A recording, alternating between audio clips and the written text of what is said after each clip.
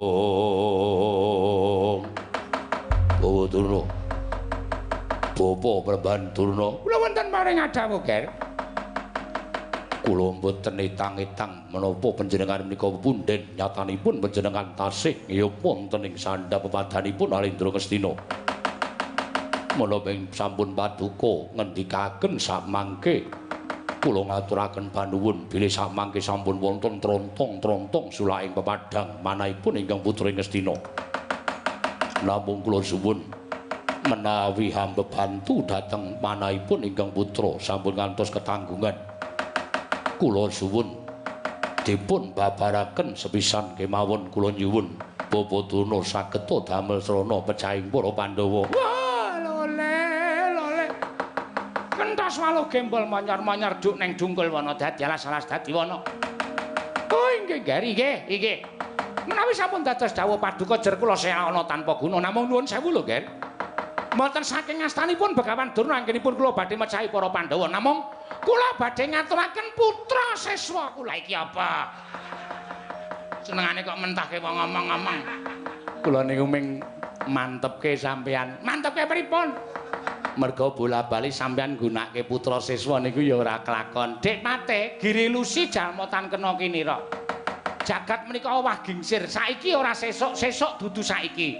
Tegesipun wingi anak kula murid kalah kalih para Pandhawa ning sagedhakan niki ning anak kula siswa menika mangke kalah karo para Pandhawa. Oh, ampun nganti sampean ngakoni nek to Begawan Durna menika nujum negara Ngastina. Niki omongan sampean dhewe. Bawa Durna kula triparing dawuh. Seswa kula saking negari Guwa Kerata. Inggih menika wujudipun yaksa ingkang namipun Dedya Kaladura Dahana. Anggenipun badhe kula semanaken samaduka anak Prabu Mugya samangke sagah damel srana pecahing para Pandhawa. Sampun ngantos kandhek wonten ing pangandikan ing ketaka babar dados pakarti. Nun nggih, Ger, nun nggih. Ngestakaken dawuh, Ger, kula taono. Aja suwe-suwe nggon mapan ning kono gila dikersakake sowan dening anak Prabu Duryudana bakal entuk gawe lan nampa kewajiban Ger anakku cah bagus. Thank you.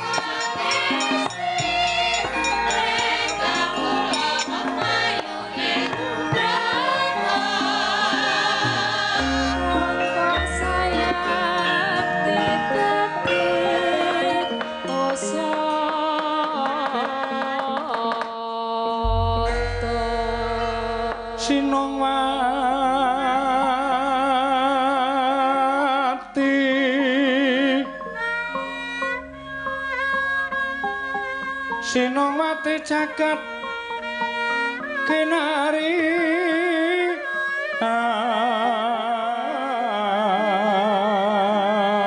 among mbak lumembak ombak ing samudra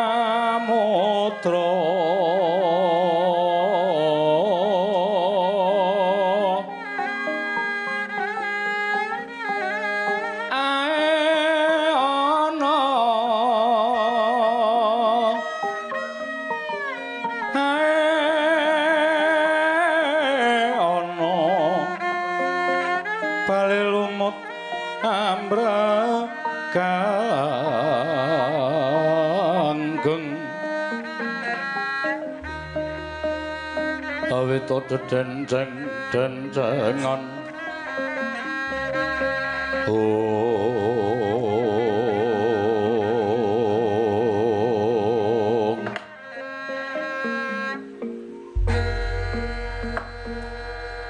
Bawa Durna bapa ing Sukalima kula wonten maring adhawuh nggih menapa menika siswa panjenengan Sangge Negaring Guwa Kirata namipun Guru Tahana. Oh inggih. Menika anak kula, muridpun Guru Tahana. Ger, Guru Tahana. Wonten dawuh Bapa Penemban. Oh, beja kemayangan. Denenggonmu tak kanthi sowan ana negara Ngastina iki aturake marang anak Prabu Duryudana malah kowe entuk kanugrahan bakal nampa kewajiban saka anak Prabu Ngastina. Aja nganti lirwa ing sesanggeman ya, Ger. Niki ngestaken dawuh Bapa Penemban. Lah kok duwe murid wujud buta kaya ngono. Pripun, Dik Pate? Delok dedeg piadeke wis iso di ngerteni yen to Pandhawa mesti bakal kalah karo Guru Tahana. Niki nek kon ngadeg dedeg piadeke padha karo Werkudara. Nggih. Pun ampun kuwatir. Pun entuk pinten sasi le Swita teng Sukalima. Lagi wingi daftarke. Lho lah kok wis diaku murid kok wis dijokke ning pabaratan. Sing jeneng murid niku kudu iso misurake.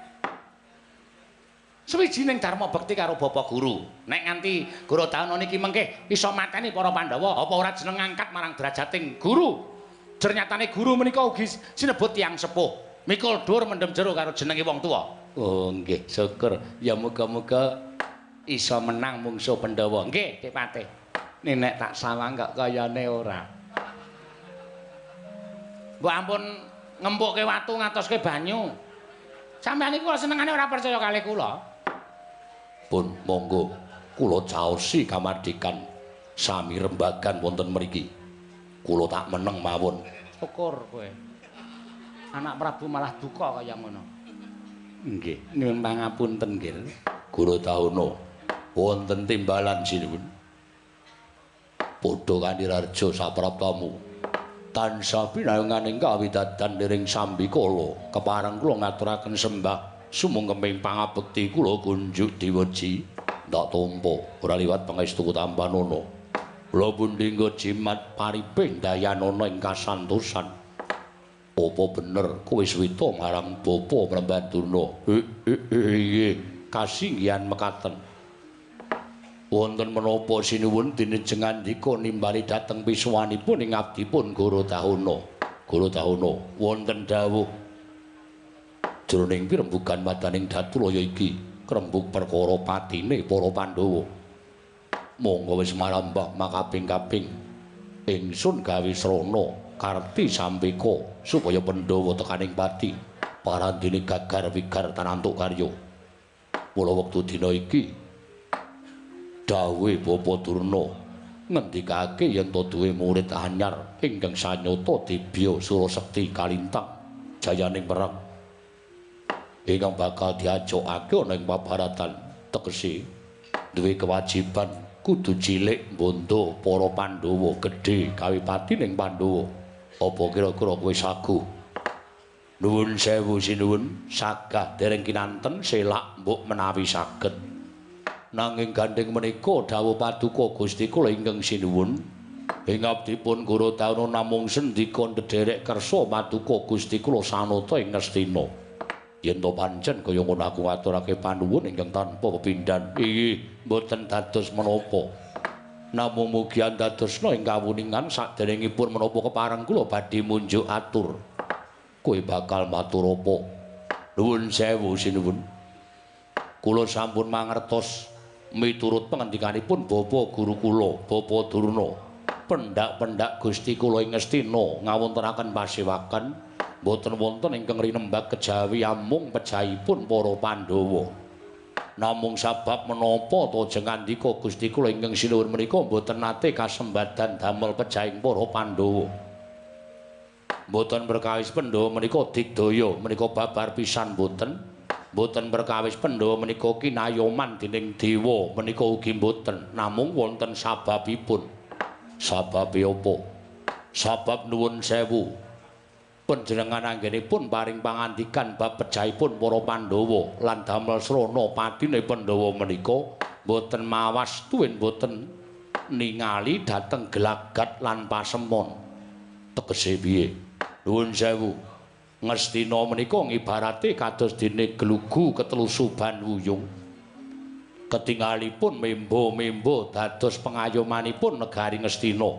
Ketingalipun dados sesepuh negari Ngastina. Nanging nuwun sewu sinuwun, batosipun sumendhe dhateng para Pandhawa. Batosipun ngayomi dhateng para Pandhawa.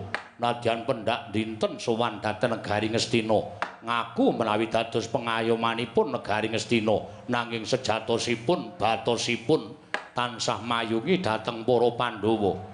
Inggih tiyang menika ingkang dadal karti sambekanipun anak Prabu Ngastina. Wekasan pendak-pendak damel pejahing para Pandhawa mboten nate kasembadan. Mila menawi tiyang menika tasih lenggah wonten ing mriki, nadyan kados menapa karti sambe kengken paduka ginakaken mboten badhe kasembadan damel pejahing para Pandhawa. Alit Priyagung menika kedah kesah saking negari Ngastina, agengipun sampun ngantos dipunaken menawi menika sesepuh negari Ngastina sinuwun.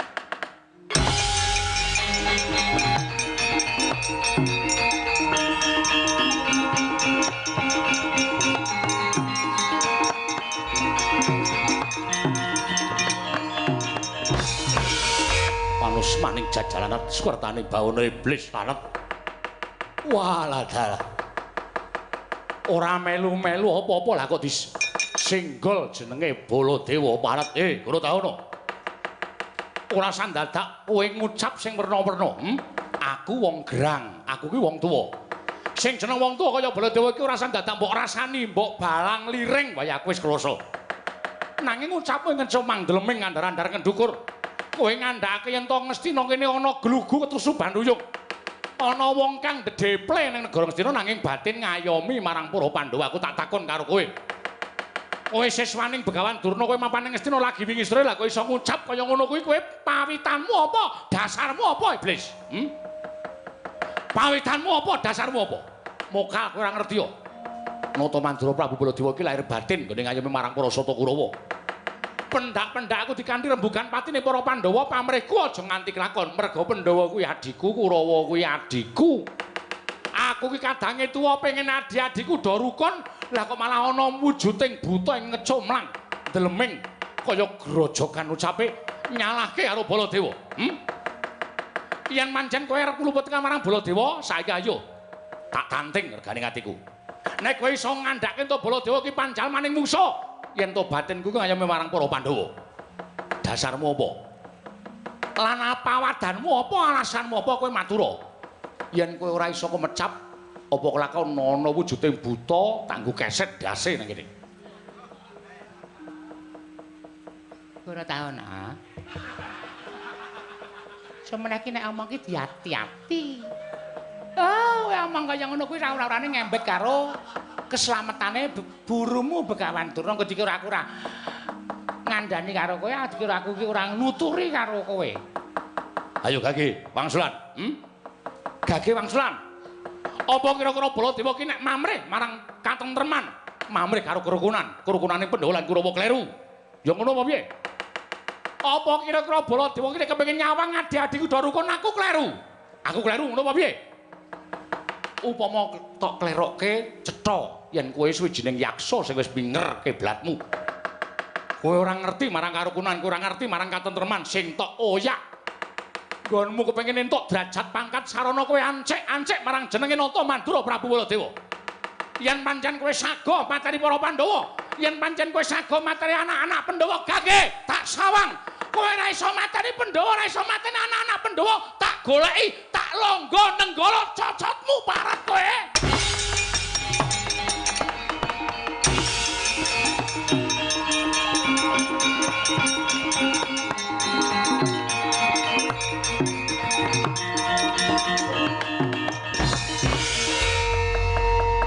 Pripun Kakang Dirna urung-urung kok gawe masalah.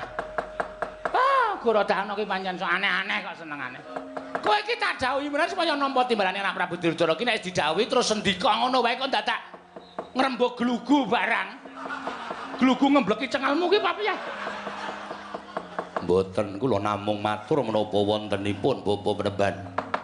Prabu Baladewa menika sayekti lair wonten Ngastina nanging batin wonten Pandhawa. Perkara anak Prabu Baladewa kuwi pambegane kaya ngono iku ora sambok rembug. Kowe ora ngerti to? Anak Prabu Baladewa ki pambegane piyaine dosa kau.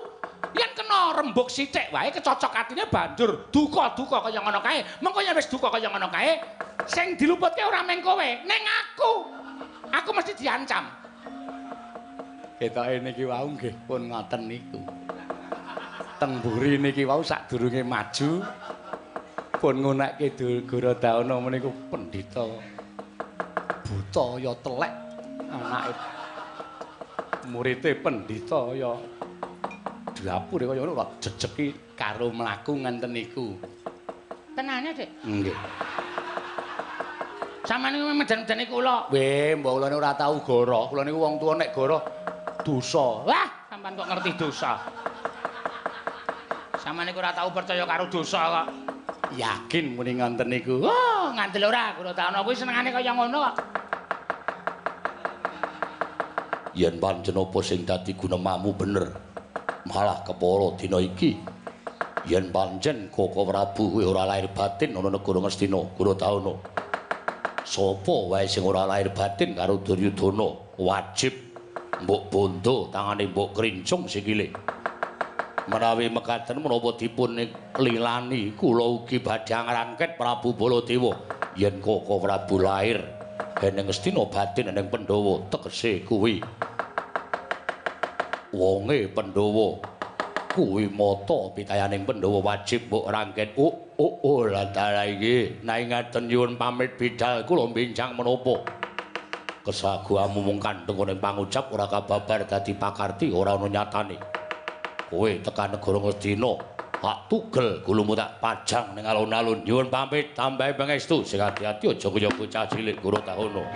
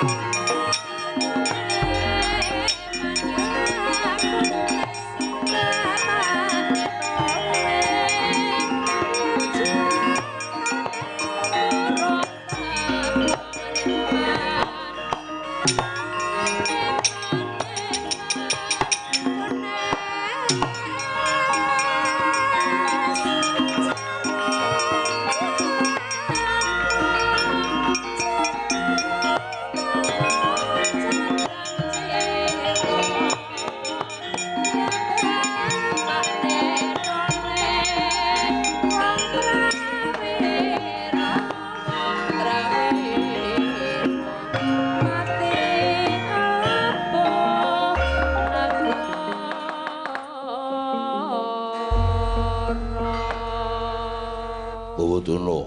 Wonten dawuh, Ger. ngaturaken panuwun ing tanpa pepindhan. Boten ketang dereng wonten nyatanipun nanging manah kula radi tentrem, radi ayem. Awit sampun wonten ingkang wantun badhe damel pecahipun para Pandhawa. Oh inggih, inggih. Namung mugi-mugi sedaya dipun tindakaken dening Guru Hatawana saged numusi lan saged kasembadan nggih, Nger. Nggih, kula sumanggaken. Paman Haryo Wonten dawuh. Sampun ngantos jengandika Paman Haryo lenggah wonten Garing Astina Kepareng paduka anak Prabu budal napa Wadyabala Sata Kurawa jampangi lampahing Guru Tahuna. Nun inggih. Ngestaken dawuh nyuwun pamit madal pasilan Sing ati-ati aja kaya bocah cilik. Bawaduna wonten dawuh kula kanthi manjing sasana pambujanan. sasana pambujanan menika menapa nggih? Sasana pambujanan menika sasana papan pambujanan menika dahar. Oh, maem. Inggih. Monggo-monggo kula dherekaken. Anggere muni ngono kok lis regep. Miturut ambunipun kok soto menika nggih. Inggih. Keremenan kula. Syukur. Sami. Sami sampeyan tau guling ya seneng, soto ya seneng. Napa-napa niku waton kalal. Nggih. Kartowarma wonten timbalan kadhawuh budal kang padha sebengsun kundur kedaton nun paramadal pasilan sing ati-ati aja kaya bocah cilik. Kaya wis ra ana dawuh maneh Dimas Kartowarma. Purna gatining mananggilan salsa kundung kedaton jeluk saking dampar ketara ngramit gambaran gading kadherangen sanggaring para mbancet dimanggung ketanggung Joko Paloro ing samya ngampil upacara ing Keprabon. Kawis tinggal saking Mandura kadya gegebiaran tindaknya Sri Nararata wau.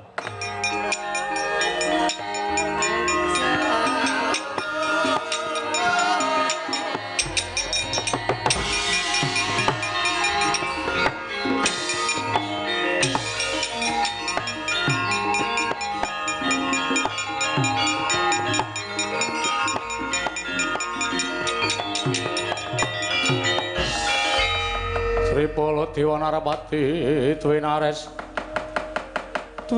Wara Kresna kalangkung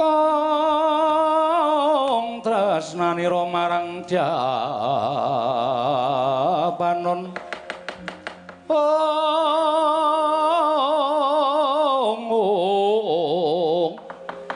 marang Jabanon Cinawi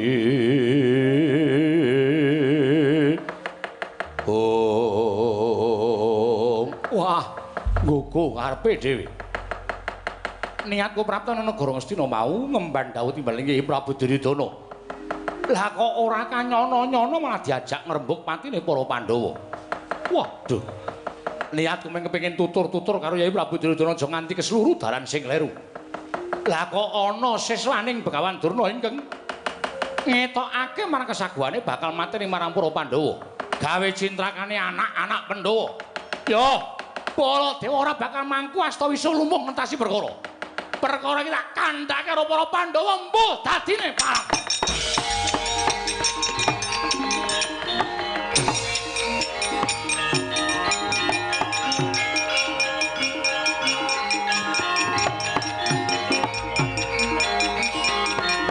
Handra ingkang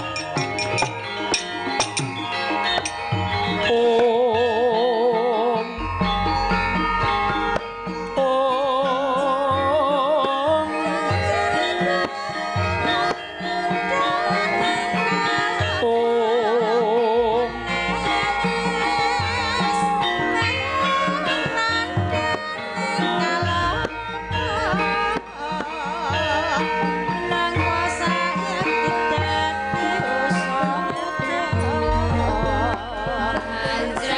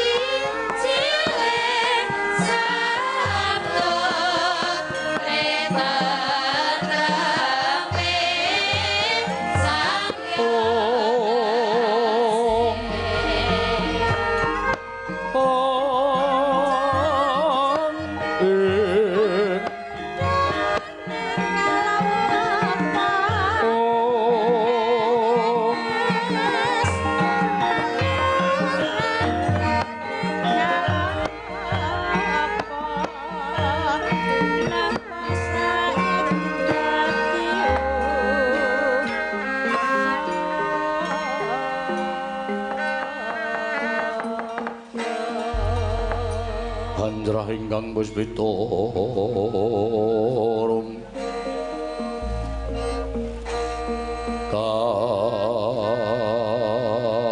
kasiring samirana mrih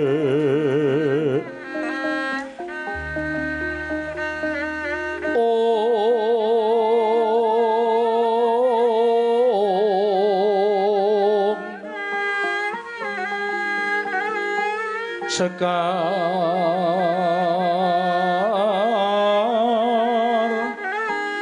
kacung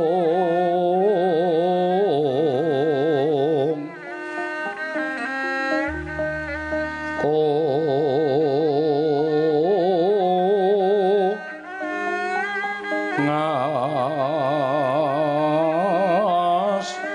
kandanyo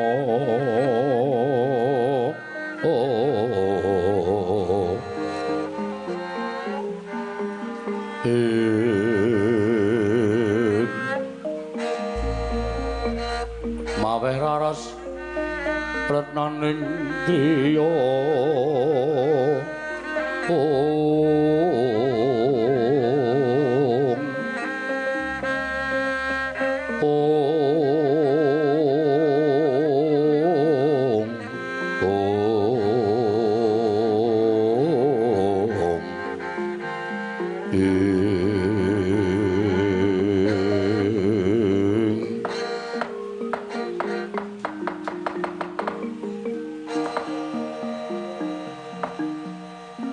Nunamit pasang kalimat tabi tinebina ing lodoni dimawaing tawang tuwang nggir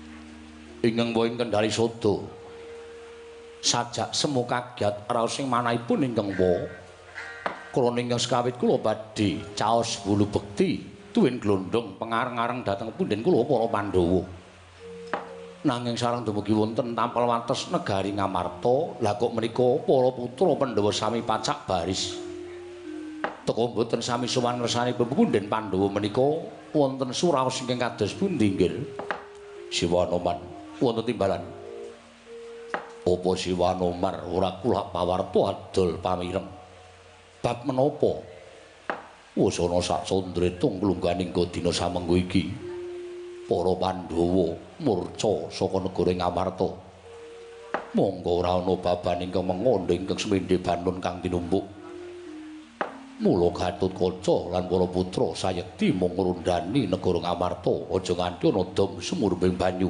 sarta aja nganti ana kemarojol saka sela-selaning garu ingkang bakal gawe kapitunaning negara Ngamarta lan gawe rusak kahanan negara Ngamarta wiladala sampun setunggal candra ingkang klungganing dinten sak mangke menika Pandhawa murca saking negari Ngamarta. Ya pancen bener mengkono Siwanoman.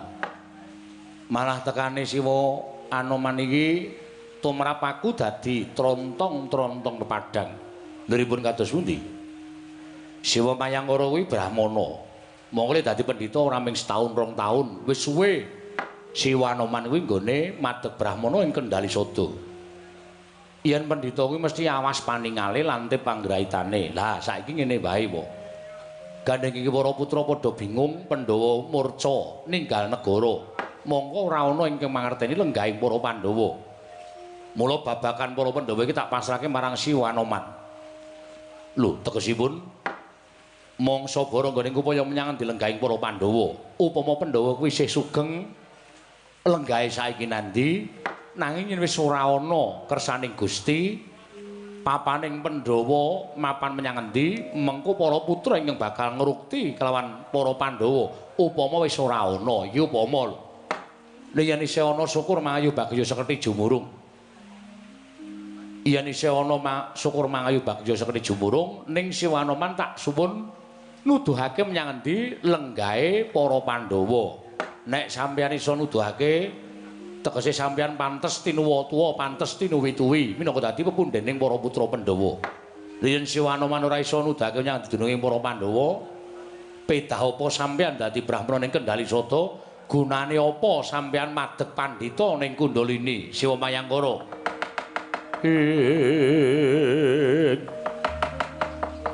Rekat lampahing rata tanpa ndara, kapteng sukuning arga ramgang tumingal.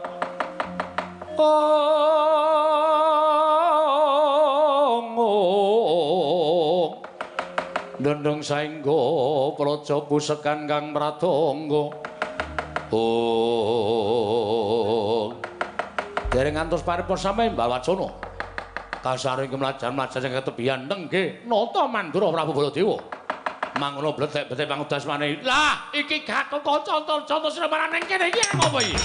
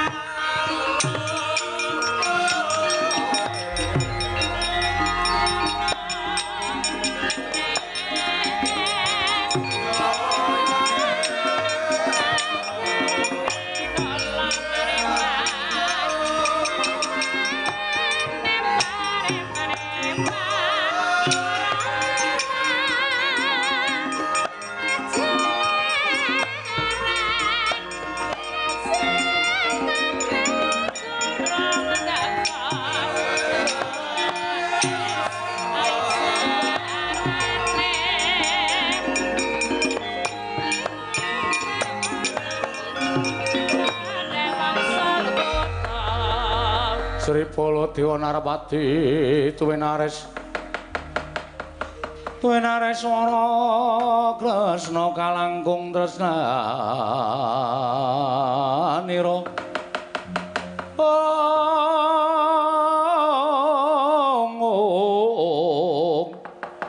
kalangkung tresnanira marang Dyabanon Sinawi.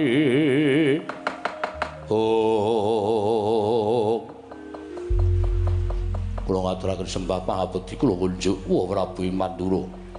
Ingkang putra ing pringgodanipun Gatotkaca. Gatotkaca ndak tampa. Pangestu tampan ana. Wa kula ngaturaken sembah pangabekti kula kunjuk wa Antarja ndak tampa. Sinuwun bekti kula kunjuk. Kakang Anoman ndak tampa tiba padha-padha. Oh Prabu kula ngaturaken bekti kula kunjuk. Lho, Setyaki barang. Ih kasigian ya tak tampa. Pakde aku ngaturke bekti katur ya Pakde. Antasena ndak tampa pangestune wong tuwa tampan ana Antasena. Ya, ndak gegem dadekake jimat. Apa sebabe Pakde kok tindake sajak sumengka kesusu rawuh ana negara Ngamarta. Malah aku tak takon karo Gatotkaca lan para putra kabeh. Ing atase iki dina yen ora kleru dina pasewakan. Lah kok dadi malah para putra ora sowan ngersani kepunden Pandhawa nanging malah pacak baris ning tapel wates negara ing Ngamarta iki ning apa Gatut? Mugi dados ning kawuningan po. Menapa Prabu mboten midhangetaken pawarta? Lho, Kabarawa. Menawi sampun setunggal candra tanglengganingga dinten sak mangke menika para Pandhawa murca saking negari Ngamarta. Lho, Pandhawa murca saka Ngamarta? Nggih, kasigan mekaten. Lah banjur saiki Pandhawa mapan ana ngendi? Menika ingkang dadosaken bingung para putra. Monggo mboten wonten baban ingkang mengo honda ingkang semendhe banon kang dirumpuk. Malah Kanjeng Wa kendali sada rawuh wonten ing mriki ugi boten mangertosi wonten pundi lenggahipun para Pandhawa. Mila gandeng kadung Kanjeng Wa Prabu rawuh wonten ing papan mriki kula borongaken bab katentremaning negari Ngamarta. Kula borongaken bab padhang lan putripun kawontenipun negari Ngamarta. Wa Prabu Baladewa. Tan samar pamoring sukma sinukmaya. Sinumaya winahya ing asepi. Oh, Kyai, jagat pasaning Bathara wayah Bathara jagat. Gatotkaca wonten timbalan. Kejaba Pandhawa murca setemene praptaning wakmu ing Mandura ning Praja Ngamarta iki mau bakal ngaturake sawijining pawarta. Pawarta menapa wae? Purhanamu yo nggih. Satemene nggonku sowan ana Praja Ngamarta mau sadurunge aku tinimbalan sowan saning wakmu Duryudana ing Ngastina. Bola-bali anggere aku sowan, bola-bali anggere aku ditimbali ora ana le kejaba mung ngembuk marang patining para Pandhawa. Padha karo nalika dina iki aku sowan sing dirembuk ora ana le kejaba mung cintrakaning para Pandhawa. Mongko wis bola-bali nggonku ngelingake marang Yayi Prabu Duryudana. Ngemutake marang Yayi Prabu Jaka Pitana ewadene ora nate didhahar. Malah dina iki sajake Kurawa ngurung jago wiring kuning. Ya kuwi siswaning Begawan Durna. Wujud buta kang aran Gorodahana. Gorodahana ingkang wis semaga bakal gawe pati ning wong atong para Pandhawa. Ora mung para Pandhawa ingkang bakal dikrenak pati dening siswaning Begawan Durna sing aran Gorodahana. Ingkang wis ketapake wadya balane. Nadyan para putra Pandhawa uga semono uga nggih bakal dikrenah dijangka patine dening siswaning Begawan Durna. Jaja muntapir netap duka yayasinipe. Netra kocak mundarandir. Oh. Gorodahana srayaning Wakdi Ngastina, Dik. Yo, ngono Antasena. Wis. Nek ngono cetha. Iki langing para Pandhawa mesti ana gandeng cenenge karo siswaning Begawan Durna sing jeneng Gorodahana, Kang. Ora usah dadak wedi. Lan aja wedi kangelan dina iki Mak Cilik Setyaki, Siwanoman, Kakang Raja, Kakang Antarja, aku methuke marang si Gorodahana. Yen pancen bener ngendikaning Kanjeng Wa Mandura, Kanjeng Wa Baladewa, yen Gorodahana bakal gawe pati ning para Pandhawa lan ngrenah marang pati ning para putra Pandhawa, kowe karo aku aja mung meneng wae lho, Kang. Iki dadi kewajibaning nom-noman negara Ngamarta. Iya, Dimas. Nah, jelema mekaten Kanjeng Wa Prabu kula ngaturaken panuwun. Kanjeng Prabu kula aturi ngaso sawetawis lampahing Gorodahana sak wadyabala kula ing badhe mapakaken. Kakang ana manjaba tegake lakune anak-anak Pandhawa nggih ngestaken dawuh.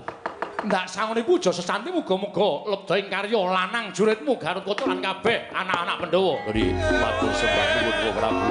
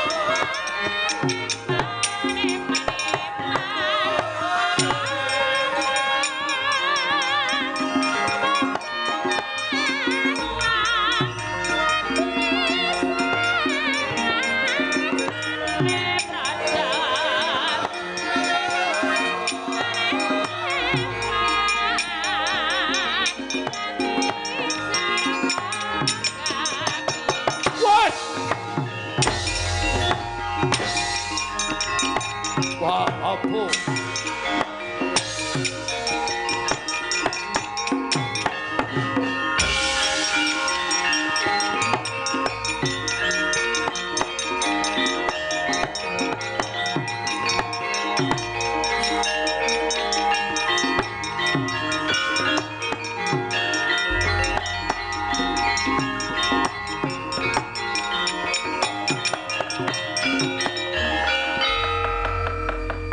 Dinututi lamun katututan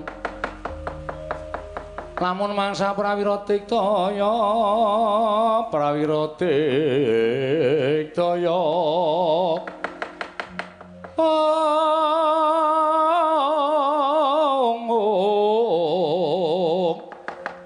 ora nggono magawe gelari wang-wang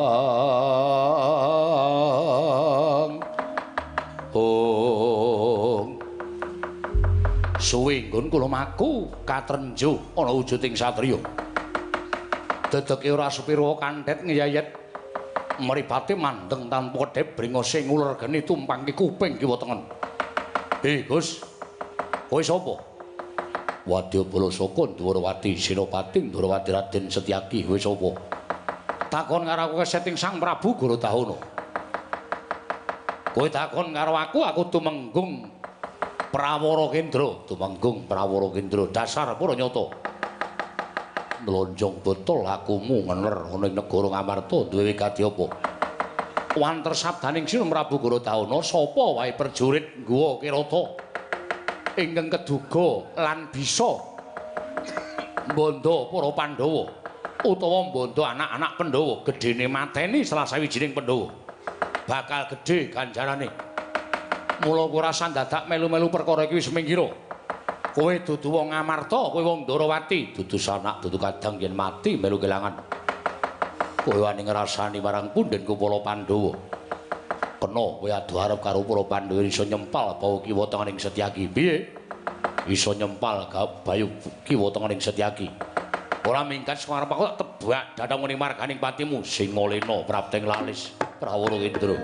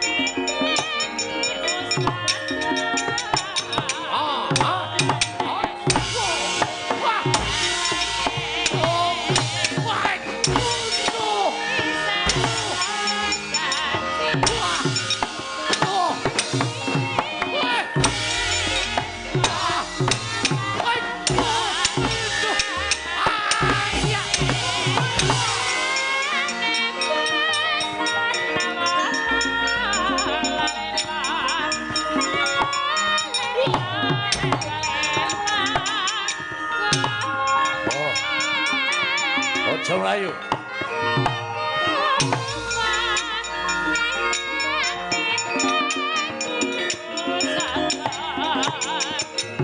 Mati kowe.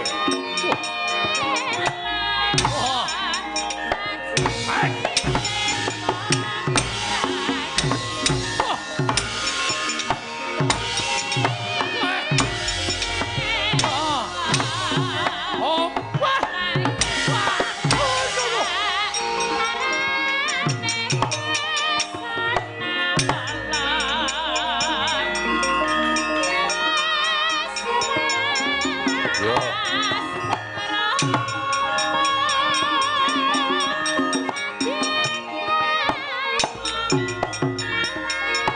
Cocok tumbak jebol dadang.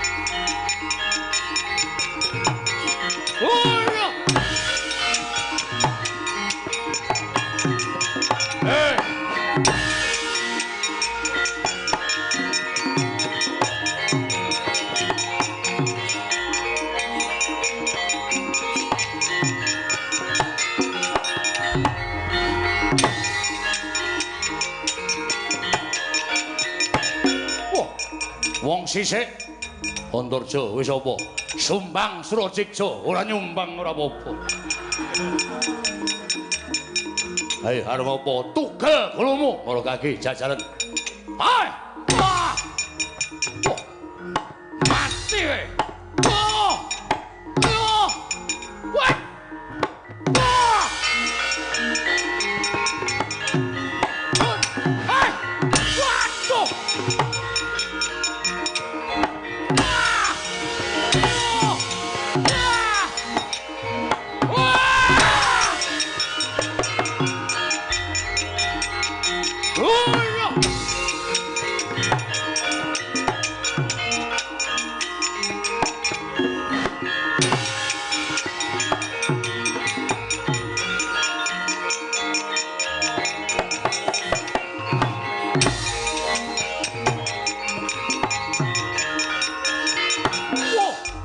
Eneng sing mabur ana sawa Gatotkaca sapa Baron Sekeber.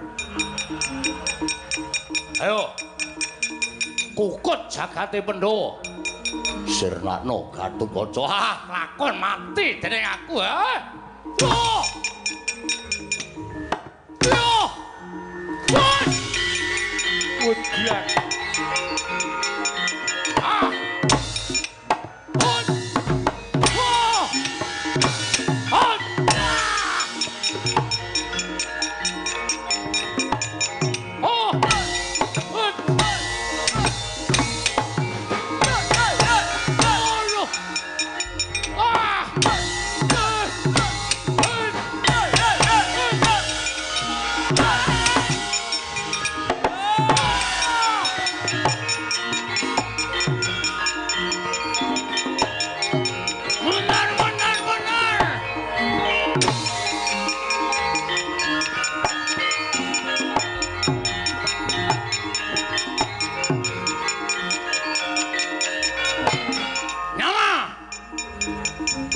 Antasena wis apa?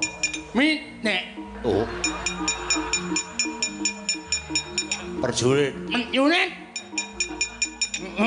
Minek. Yo, kaya maning nanging maning. Tutuk kayu nangka regereng nyutna. Menyah nyiramu. Ayo, nyo jajaran mati ya.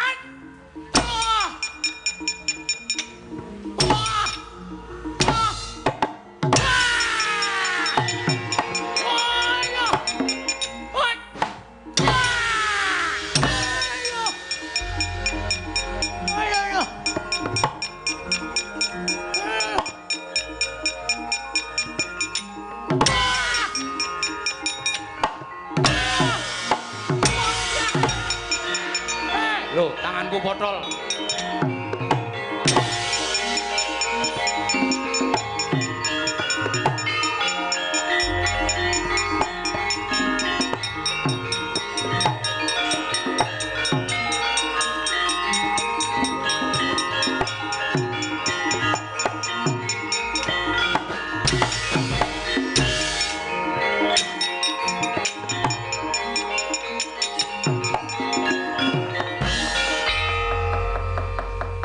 Pejah lho, Mbah. Piye? Inggih, kawon. Kentahe prajurit kok kaya bubar. Ora karo-karuan ketemu karo sapa. Kula rasa-rasa sing kurang gawean menika sinuwun Prabu Garatahana. Ya kok kurang gawean. Dawuh supaya mateni Pandhawa. Ning nyatane ketemu anak-anak Pandhawa we bubar ora karo-karuan prajurit. Ketemu sapa we? Naminipun Setyaki. Setyaki iki dudu anak Pandhawa. Kuwi wong Darawati. Kuwi adine Pandhawa. Mula nek kowe ngrasani Pandhawa kok karo Setyaki, kowe padha karo Sarahpati. Sebabe Setyaki iki wong seneng gelut. Setyaki iki bendina kuwi nek ora njotosi ndase wong, kuwi rasane ora marem. Ngoten. Mula tangane cilik ning atose ra jamak. Ora mung tangane, suarane Setyaki iki ya atos. Ngungkuli tangane. Inggih. Kula semanggahaken, Mbah. Mundur ana. Inggih. Wah. Mbah, Piye? kula ketemu kalih wong awake sisik. Kuwi anake Werkudara sing mbarep. Jenenge Antarja. Inggih. Piye kowe? Gelut karo Antarja? Inggih. Kalah ta kowe? Kok sampeyan ngertos? Lah nek ora kalah tenan ora mundur. Mundur ki ya kalah. Inggih. Tangane antep. Kula dijandak dibanting. Wah. Monggo teng negara kula niku jago wiring kuning. Lah rek ning kono, ning kene aja sok pamer. Wong kene iki digdaya-digdaya. Pejah kula, Mbah. Ketemu sapa? Tiyang dadane murup sak tebok. Mabur. Nggih. Superman. Dede. Murup to dadane, huruf apa-apa? Gambar. Oh, Gatotkaca. Nek huruf S ki Superman. Nek dalang ya Superman. Bapakku. Malah omong-omong.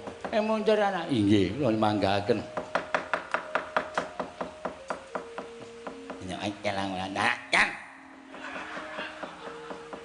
Kowe iki ngapa edek muring-muring? Munyono andanena. Oh. Munyo andanena. Nggih. Man, lalat. Ini.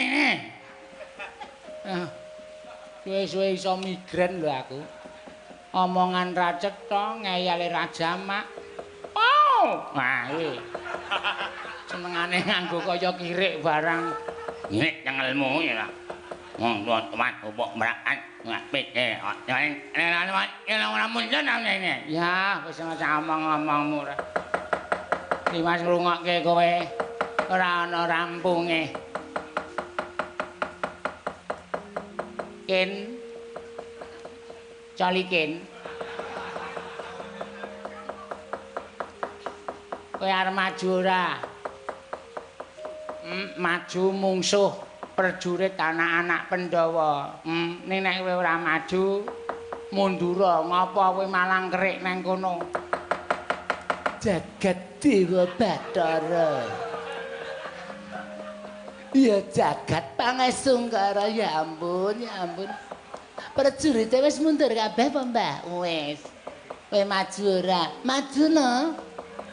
Nek maju mungsuhe anak-anak Pandhawa wani ora? Arep kula bentuke kaya ngeten ning nek wis dadi jiwaning prajurit mundur ajur maju bakal tatu. Dene ngibarate kaya dene wong nyabrang ning kali wis tekan tengah. Ayo apike padha ndodok. Kowe iki brengose ngetapel ya omongane kaya wong wedok ngono. Hormon, Mbah, hormon.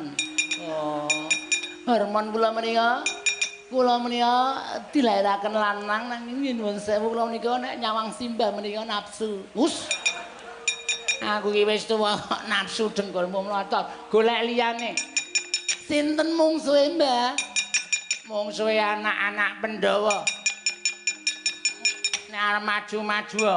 Amo Suramarata Jaya Marata imbang yang padha-padha. Anak-anak Pandhawa. Ayo sawangen sapa sing ketok? Iki Solikin. Nek awan Solikin bengi Sunarni. Ora nyilih jenenge wong. Mboten apa-apa, Mbah, mboten apa-apa dasare ya. Kula niku nek ning daerah BI Sunarni niku wis terkenal, Mbah, paling cantik. Oh, Paling cantik, paling laris. iya. Tak nyoba anak-anak Pandhawa cobanan ngono. Ora mundur. Legane kaliku tak candhak. Bangkeamu tak nganake. Dadi apa wae legane atiku.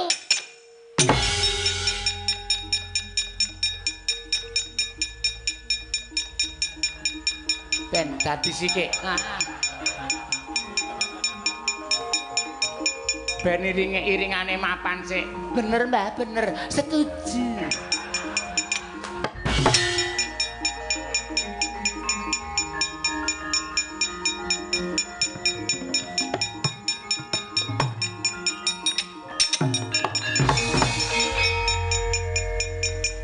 Sama iki? Setyaki. Setyaki. Iya. Ya ampun, brengose padha aku. Iya. Kowe sapa? Solikin. Solikin kok suarane kaya ngono. Iki bengi, Mas. Aku Sunarni. Arep ngopo? Perang. Ayo mungsuh aku. Tenan? Iya. Yakin? Iya. Wani? Wani. Oke, Mas. 75 ra dinyang. 75 apane? 75 kena untu bali selawe.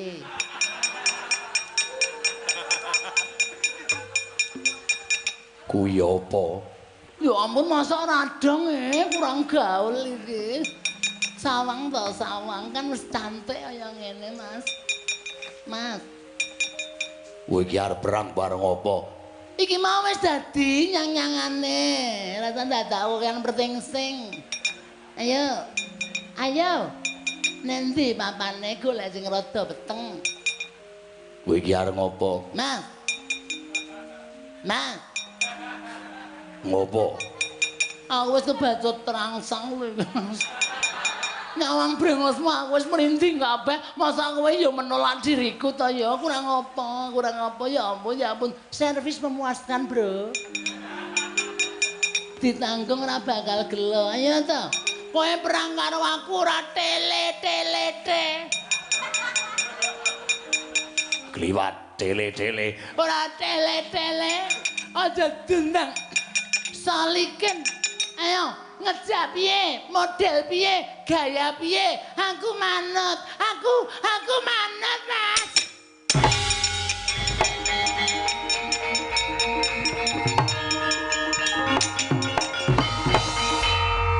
Ya ampun, ya ampun. Apa aku kurang cantik? Apa aku kurang seksi? Benda-benda wis kedadian kok mesti melayu lho. Asem. Iya, golek konsumen liyane. Nek ora ngono masa udan gerji kaya ngene blas ra ana siji-siji ya.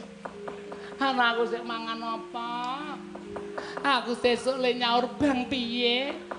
Ayo Pandhawa kene sing padha kilaf mungsuh aku.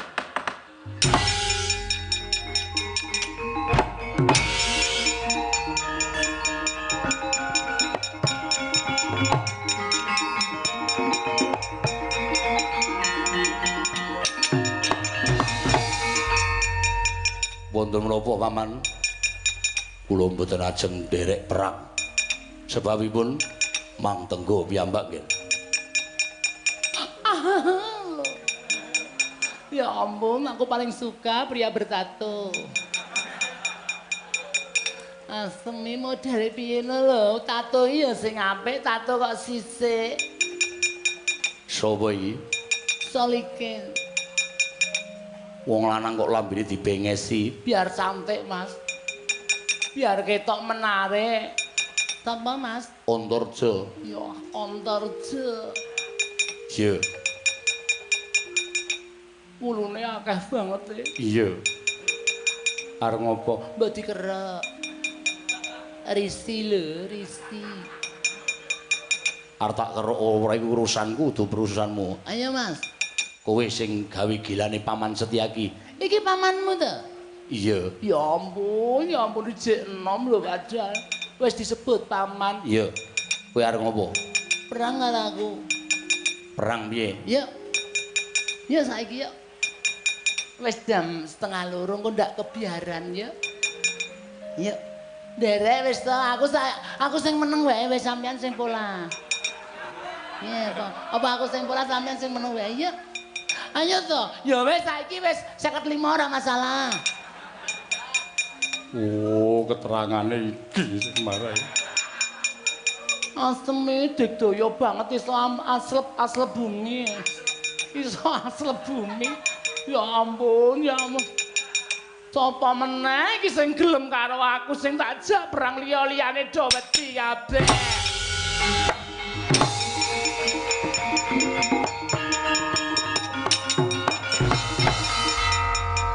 Iki mesti yo gila iki ketok rain-rainane ora tau wani royal. Mesti wedi. Sapa iki? Solikin. Solikin. Sapa? Antasena. Allah, gene kanca lawas. Mas Ena. Kelingan rong Mas. Ya ampun sampean tau tadi numbang motor mandeg nang Taman Pintar. Terus tak susul saka kidul. Kelingan ora ya ampun. Masa lali aku ngerti nek wis entek terus lali terus tak jejeri kowe numpak montor aku terus bonceng nang mburi distandarke loro. Iki mbiyen tangane nakal banget. Ora ngerti nek ming sumpelan ya diremet-remet. Kae kowe to. Heeh, arep tak pateni. Hus. Masa kaya ngono ya ampun kejeme ra sama-sama masa dipateni aja dipateni dilangin tuping dolanan. Kaya apa wae? Arep ngopo rene? Mungsu anak-anak Pandhawa tak rangket tak bondo tangane, le bondo tangane nang mburi. Iya. Terus tak idek-idek dadane. Tak demeki nggon weteng. Aku mbayang sing werna-werna lho, Mas. Aku mbayang sing ora-ora lho. Ya nek ora gelem bayangke bali. Ora gelem bali tak ajar ning kene. Masa kowe mentolo karo aku? Aku kan dudu lanang. Dudu lanang ning perjurit. Iya to? Kowe mungsuh. Kowe majune berarti kowe perjurit. Aku perjurit. Arep kowe dudu lanang nek majurine mungsuh Antasena. Batobat. Apa wani karo aku Sing tak wedeni apa?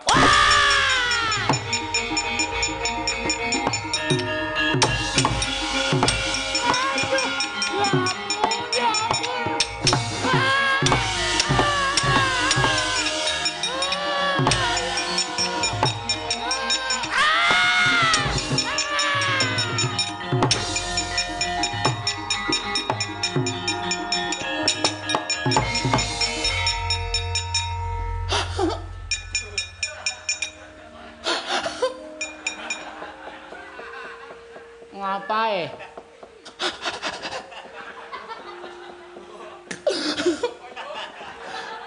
Keterlaluan. Lah kowe iki prajurit maju kok mulih kok nangis ki ngapa?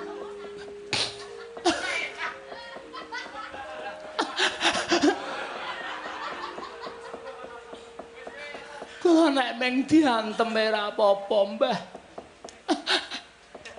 Lah ngapa?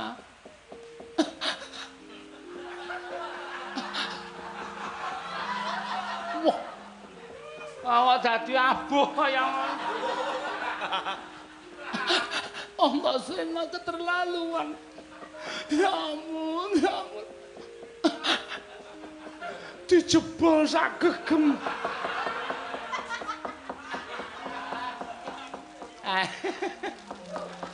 Ya piye arang ya perang ki bebas kok. Ngas tandha kurang. Arep ngapa? Ajeng kula templokke. Ben cukul. Ya yo cukul dhewe ora usah tok templok-templok ya apa-apa wis kowe iki ngeyel ngancani mau kon rasa perang ya melu perang saiki piye. Mbak. Nggih mlampah sakit. Ayo rasa mlaku. Nglesot. Sampeyan nggih tegel.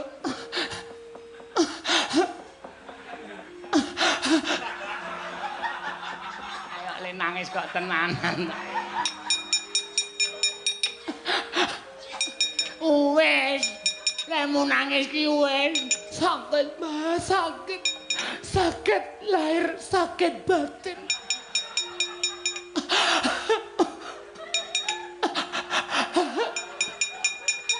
Barang kowe nangis ki aku malah nafsu.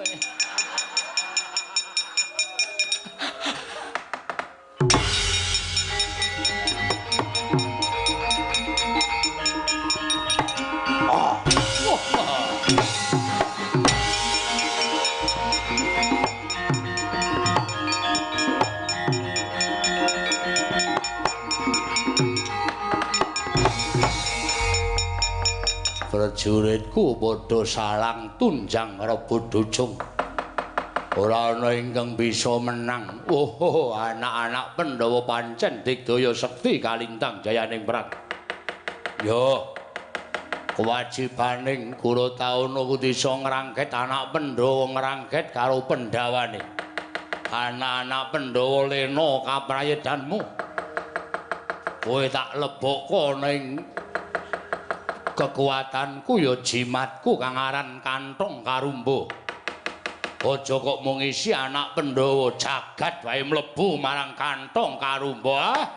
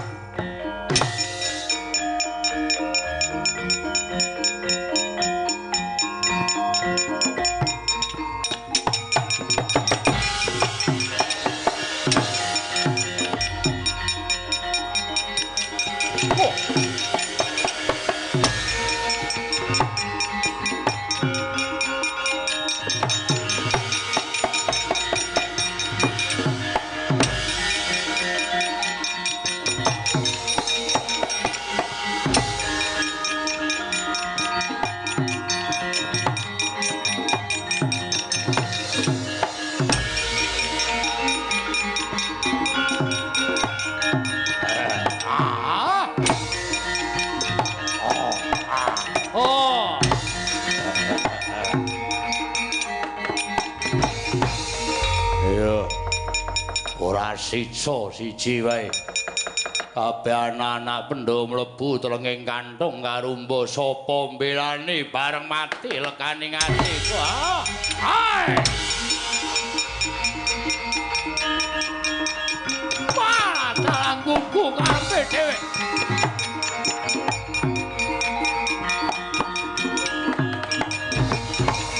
Wah, menungso ora tatanan. Lah kok bener ngendikaning Bekawan Durna pancen siswane siji iki pilih tanding boboting yuda.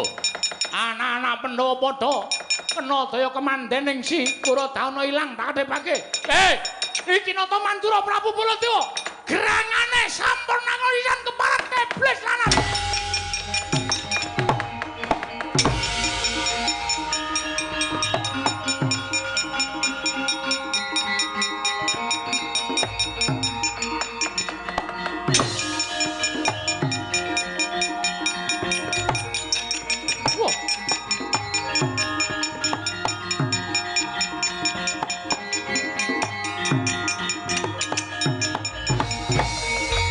Aja mbok palangi Yayi. Lah kok dadi si Adi prapta ana ing papan kene. Koko Prabu, kula ingkang sampun mangertos dhateng lampahan ingkang sampun lampah. Wiwit Koko Prabu rawuh merpeki dhateng para putra kula sampun mangertos. Lah si Adi mapan ana ngendi? Kula aling-aling mega Malang sampun ngantos kula dipun ngertosi dening para putra Pandhawa ingkang ngawat-awati dhateng polah slaganipun para putra Pandhawa. Yen ngono si Adi ngerti marang kananing para putra Pandhawa ingkang kalah marang jagoning wong Astina. Inggih. Buta aran Gorodahana. Ngibaratipun menika geni nedeng lagi mubal. Upami dipun siram mawi toya mboten saged sirep nanging malah saya mubal. Lah terus apa si Adi uga prisa menyang dilenggahi Prabu Punta sakadang. Pandhawa jare murca. Apa kira si Adi ngerti Koko Prabu? Upami kula ngertos kula mboten badhe ambabari dhateng paduka Kanjeng Koko Prabu. Kula mboten badhe caos punika dhateng paduka Kanjeng Koko Prabu. Lho. Lah kok ora tok wene ngerti? Langkung prayogi menawi jengandika tut wuntat tindakipun ingkang rayi. Nendi? Sampun to? Nderek mboten? Yo, aku melu. Lah anak-anak Pandhawa mangke wonten cariyosipun piyambak Koko Prabu.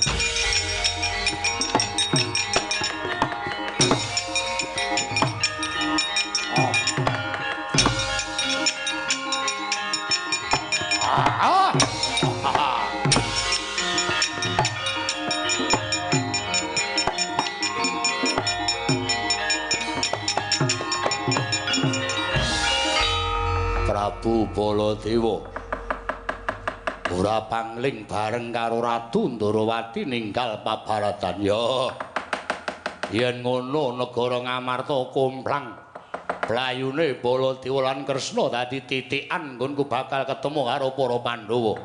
Oh, tawat-tawatan iska kadohan ngendi ketemu para Pandhawa ora bakal aku nganggo taliwara mesti bakal tak untapake nyawaning para Pandhawa. Ya, aja ado-ado karo aku kowe Kresna Baladewa.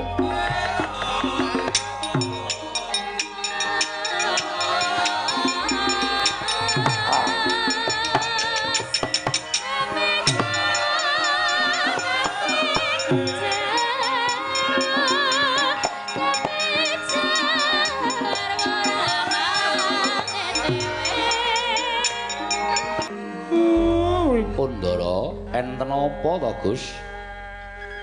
Kok pasuryane katon rengu, suntruting guwaya, ketingal sanget.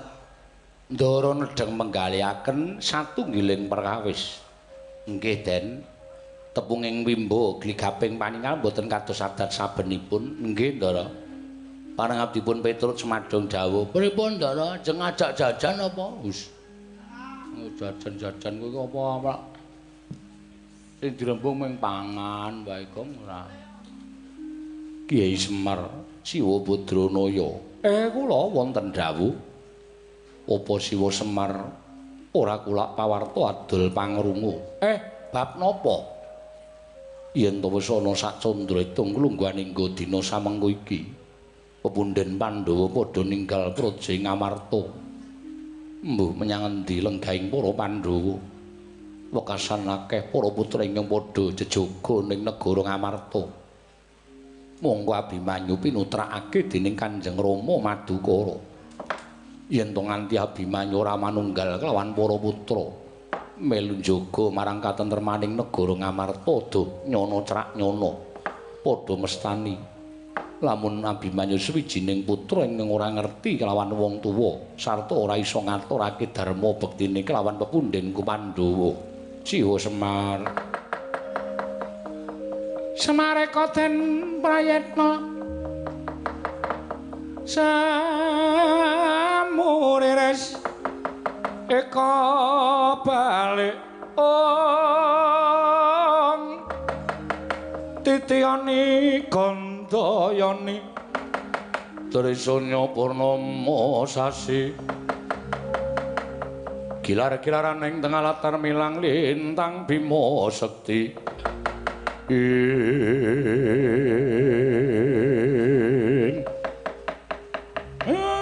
Lah kersane niatku mung bakal nyawiji lawan para putra Pandhawa ingkang mapan ning Praja Ngamarta. Niku prayogi, Ndara. niku apik, niku becik, mboten ninggal dhateng kewajiban kasatriyan. Anak mojone ingkang keri Kakang Semar. Andika tindak kula dherekaken nggih, Den. Anut lakuning Kurawa ing ngene patine.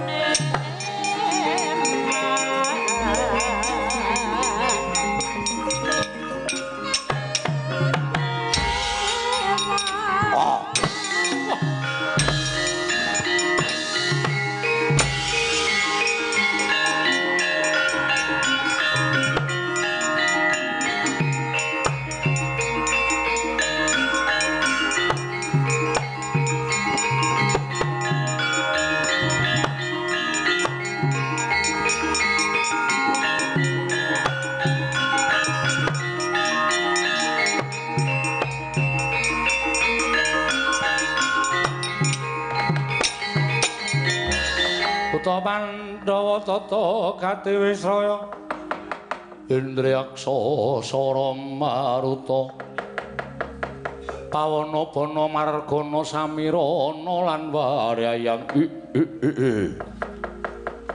dak sawang seka kadohat ana wujuding satriya ditutke Panakawan capapat cacahe. Ora bangling iki anut tumbyak ingkang padha ngrasani yen to anak Madukara aran Raden Abimanyu ora bakal gawe macak.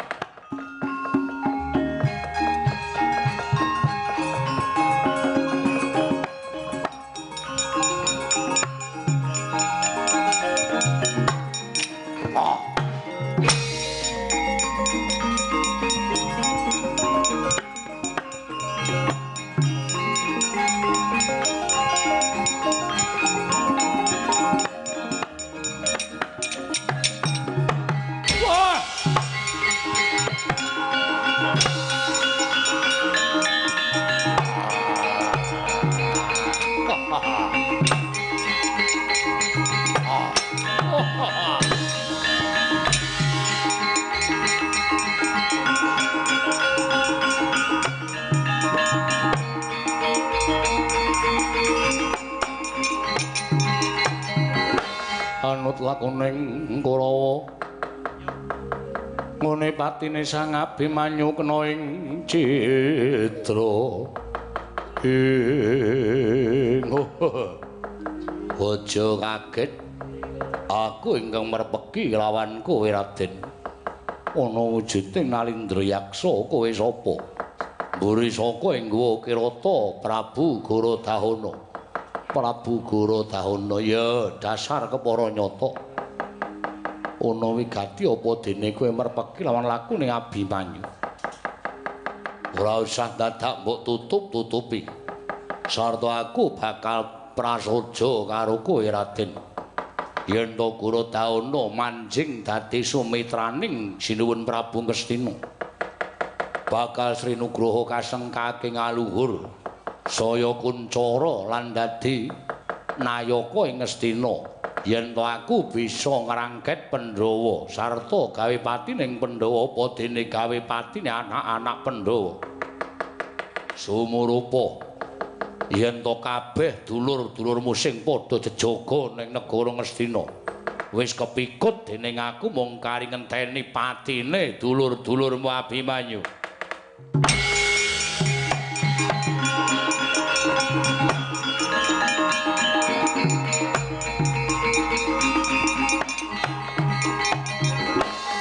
Kagyat risang kapirang rinangkul rinangkul kinembet kempet dosang ngreknaning bawana ing nggugu karepe dhewe yen to pancen kaya mengkono gage babarna pisan Abimanyu utang nyawa nyaur nyawa utang lara nyaur lara dulur-dulurku ora mbok luwari saka pakunjaran aja takon dosa njaluk mati cara kowe tak sembadani kowe Kurodahana wah gaglak limpamu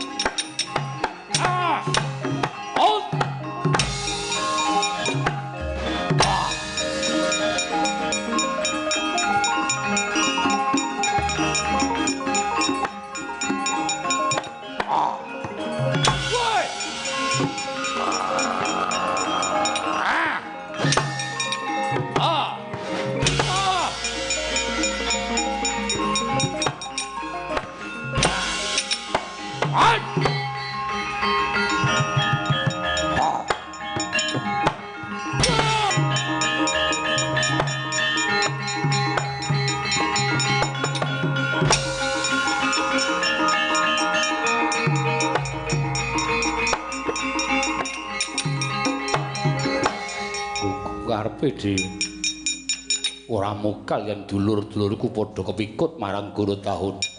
Mangapa kira-kira kowe kuwagang nadhahi jemparinge Abimanyu Kurodahana?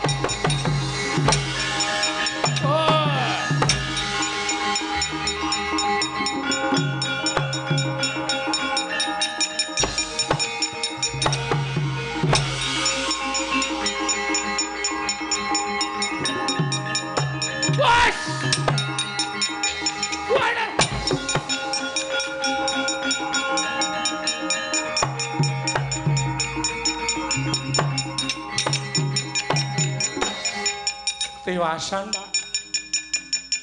Dewasan iki kowe aku nek ora ndang mlayu matur ndara-ndara Pandhawa goleki ndara Pandhawa ning endi lengke. Ora bakal rampung perkarane Pak iki ngembet nyawa lho Pak. Petro eneng apa? Eneng apa lah kok gugup pucet raimu? Ngetutke ndara Abimanyu. Mula kowe iki nek ngetutke sing cedhak to Pak, dadi ngerti perkarane, ngerti lelakone. Apa kok cukup dia? Nang apa Ndara Abimanyu ketemu buta?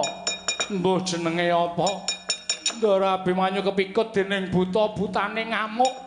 Iki kowe karo aku nek ora mlayu melu kepikut karo buta kae mau mengko le matur Ndara Pandhawa sapa? Nala Gareng digugah Bagong kon adus. Lho. Kok Bagong kon adus? Bagong lagi adus kon gak wis ayo dem mlayu sing ado ya, Pak ya. Ayo.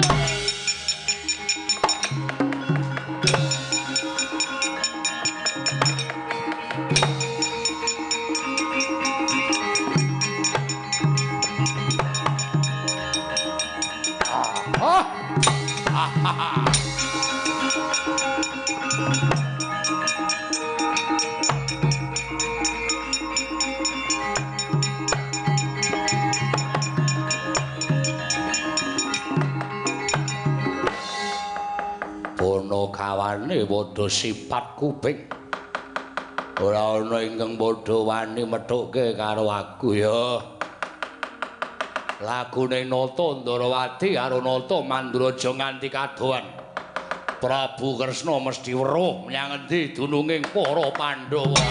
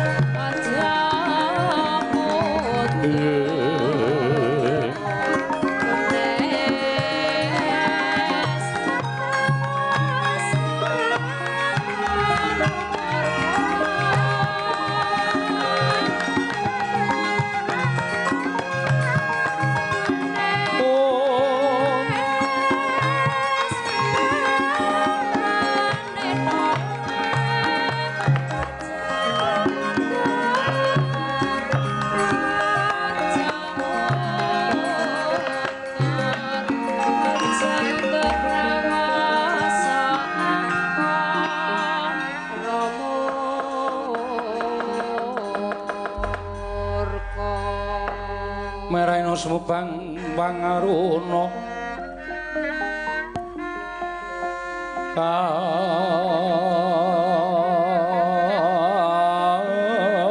kadinetraning uga rapuh sataning kukila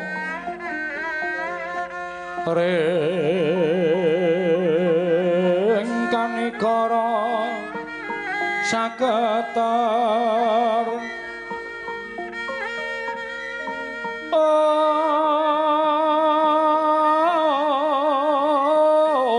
kene donga engkong lir wowo sing pene panca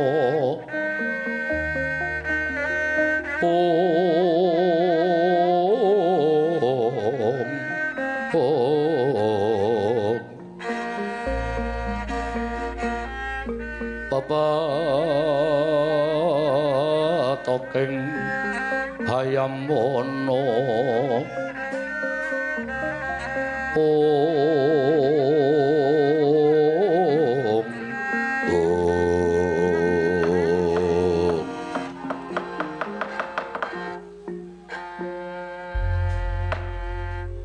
barep kakangku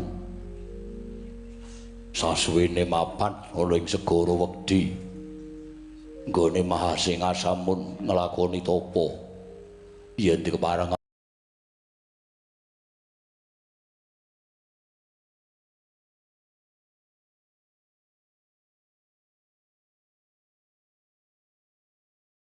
aku tak nyuwun mriksa sadurunge nerusake nggone nglakoni semedi barep sedyane apa lan karepe piye inggih Koko Prabu nadyan ingkang raying Madukara semanten ugi kepareng kula badhe cemadhung dawuh kadanging pun Kakang Werkudara apa dene Arjuna wonten maring adawuh barep kakangku piye yektine Syadi durung tak paringi ngerti sarta durung nampa dawuh pangandikaning pun Kakang mengerti ya Yayi yen to sadurunge pun Kakang budal nganti kelawan Syadi prapteng ing segara wedi ing mapan ana ing ngereng-ngereng arga Gajah Mungkur iki sayekti mituhu marang sabdaning dewa yen to Pandhawa ingkang wis tinuding bakal nampa wujuding kanugrahan ingkang winastan Wahyu Pancamaya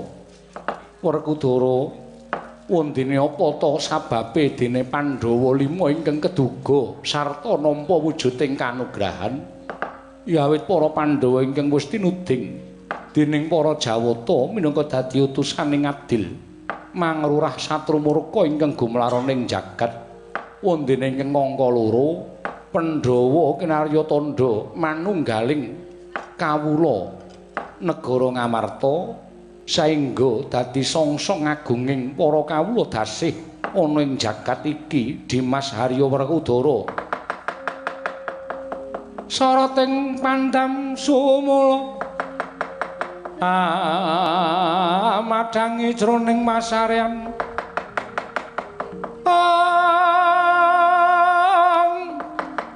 ngenangi wadana katon remu-remu kalingan ngangreng sang diamanah engkung sumungkem kuling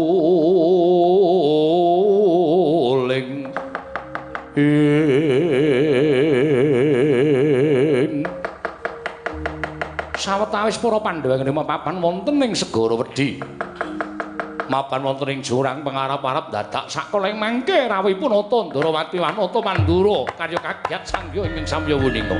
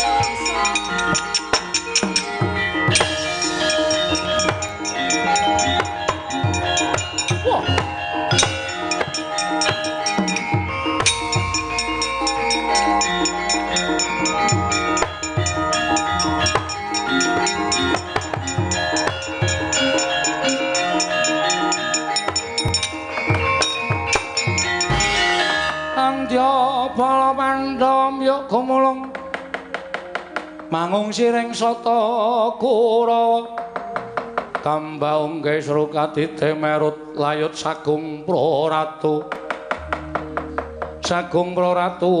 kang sangswatama ing Koko Prabu sewu-sewu kalepatanipun ingkang rayi tadah wadana dene kula mboten tetarosan lan maduka Kanjeng Koko Prabu Yayi mboten dados menapa jerancas gegayuhaning para Pandhawa menika utami napakaken tapa brata semedi wonten ing jurang pengarap-arap Nadyan semantena tasih wonten kalepatanipun Yayi Prabu mboten tetarosan kaliyan para putra wiwah para sentana ing Ngamarta wekasan sak mangke dados sami bingung bilulungan.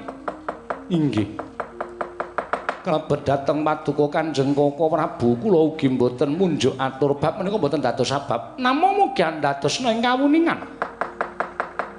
Sak pengeripun Yayi sak ngadang saking negari Ngamarta, Ngamarta komplang kathah ingkang sami kepengin amblengket negari Ngamarta.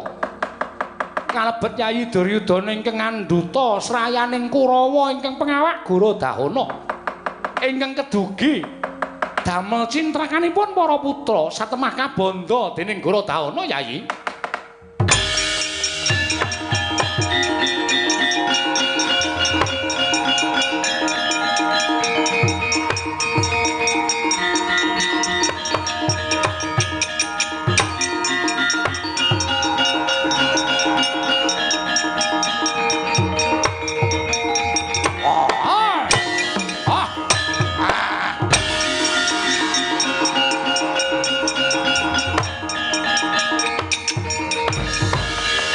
Pandhawa tata Katiwisraya Indriyaksa Sara Maruta Pawana Bana Margana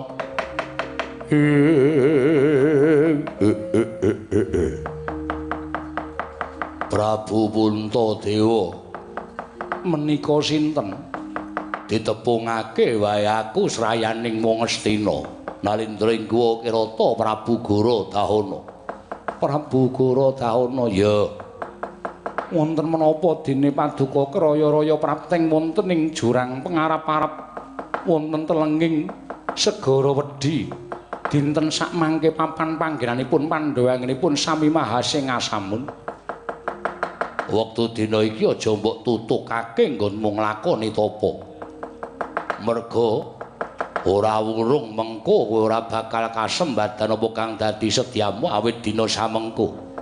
Prabu Duryudana ngutus kelawan Gorodahana. Cilik bisa mbondo para Pandhawa, gedhe bisa nugel guluning para Pandhawa. Mula wektu dina iki Pandhawa 5 padha tata-tata bakal tak rangket tak sowanke sinuwun Prabu Darma Duryudana ana negara Ngastina.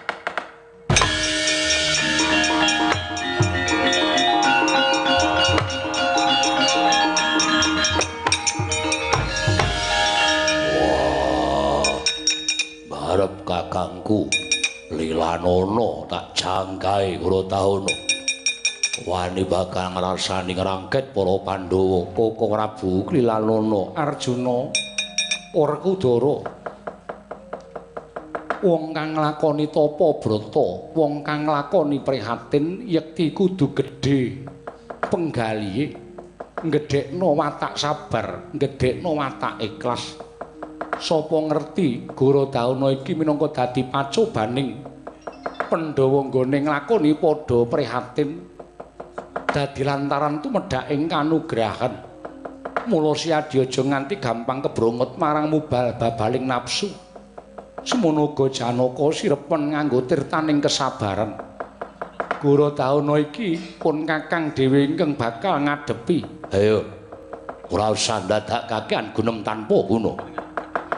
Sapa sing kira-kira ora narimakake tandhinge Gorodahana sinuwun Prabu ngaturaken panuwun ingkang tanpa pepindhan dene jengandika badhe paring pidana dhateng para Pandhawa sarana badhe paring margining pejah para Pandhawa anggenipun mapan wonten telenging jurang pengarap-arap jer wonten pundi purukipun tiyang gesang menika namung badhe anggayuh mati ingkang sampurna.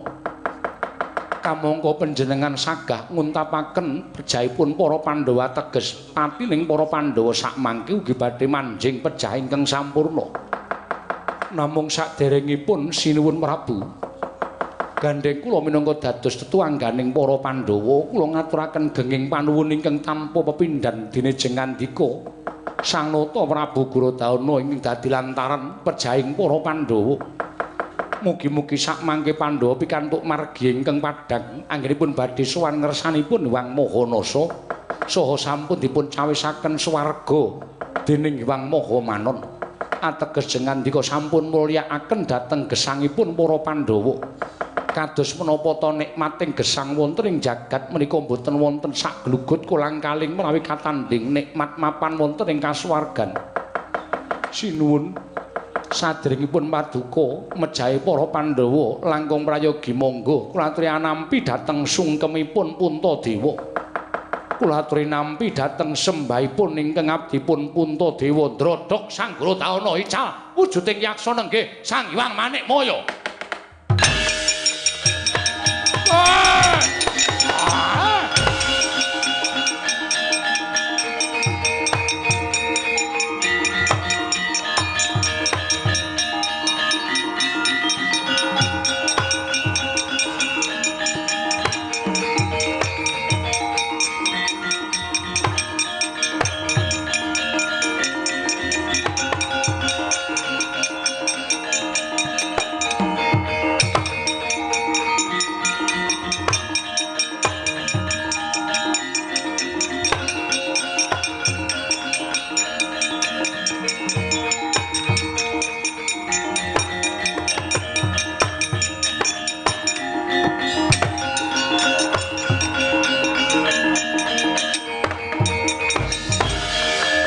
Kang nyarewangsit pindha kumbang hangat saping madu sarining tawang susuh angin ngendi nggone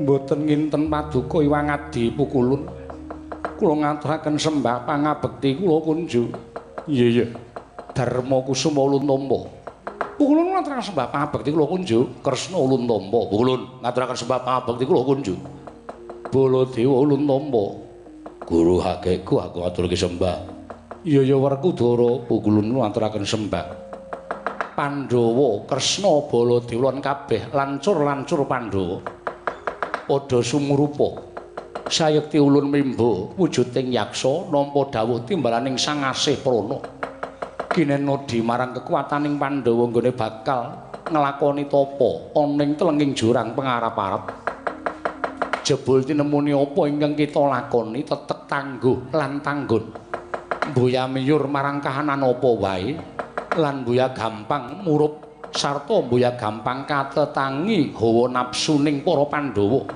ingkang mengkono kula Puntadewa wis sak mesti lamun kita lan para Pandhawa ingkang padha kumpul ana ing jurang pengarap-arap iki nampa marang kanugrahan ulun ingkang winastan Wahyu Pancamaya Pandhawa.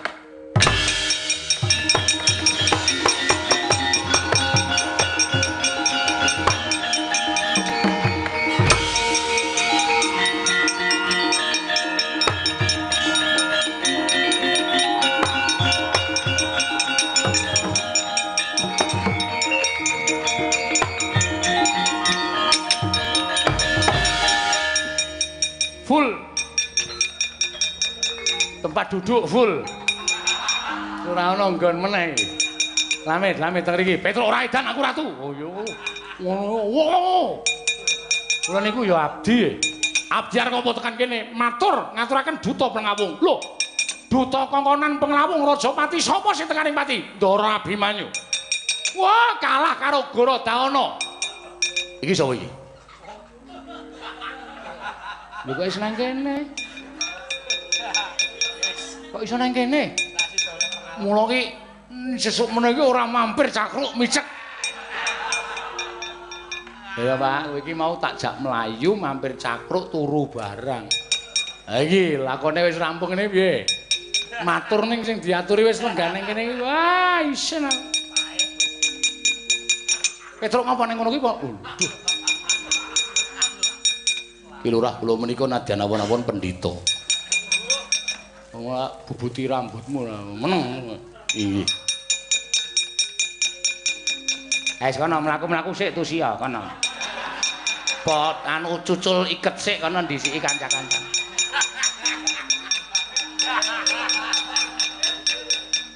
Nolo garing nggih. Arep ngopo? Ngaturaken Ndara Abimanyu seda. Sing kandha sapa? Iki sapa iki keleke pirang-pirang iki? Pikulun Bathara Guru to. Ngaturaken sembah pangabekti kula kunjuk Pikulun. Ya ya nala garing sing ati-ati. Full tenan iki nggone kebak tenan. Mburi dhewe ra masalah.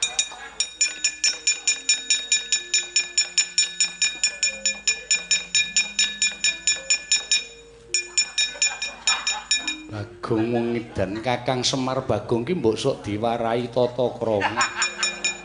Bagong mburimu iki sapa? Wah, Om. Sorry dek minggu aku ra neng kayang. Ayo memuda-mudi ki ana piknik dhewe dadi aku ra iso piknik nang kayangan. Aku biasane ra sok pamit to. Bathara Guru ki aku nek nang kono ki nek nyeluk Om. Aku nek piknik nang kayangan ngono kae lho. Semar, Kakang Semar iki piye kok kaya Bagong kowe dan iki Bathara Guru kok anggepe karo kancane piye? Piye? Ngopo? Dong ora edan. Iki dong apa iki? Kono kawan Bagong iki mau Pandhawa entuk wahyu. Lho, jare anake lara. Iya. Kairak wahyu sinden. Niki wahyu no? Wahyu Pancamaya. Oh, ora ngerti kok. Lho, Tru. Ndara Abimanyu aja udah. Ayo isih sugeng ngono kok isih lenggah kono. Malah ana Ndara Gatotkaca, Ndara Antarja, Ndara Setyaki. Kowe kae mburi kae Kapimendo, mendo dasmu iki. Oh, Nara Gareng to tak kira Kapimendo. Ngawur ora senengane. Muga-muga Pandhawa tansah anjayeng bawana. Pandhawa tetepa dadi songsong pepayunging para kawula. Pandhawa tetepa dadi kamanunggaling jagat ngamarta yen bisa jagat saisine Puntadewa.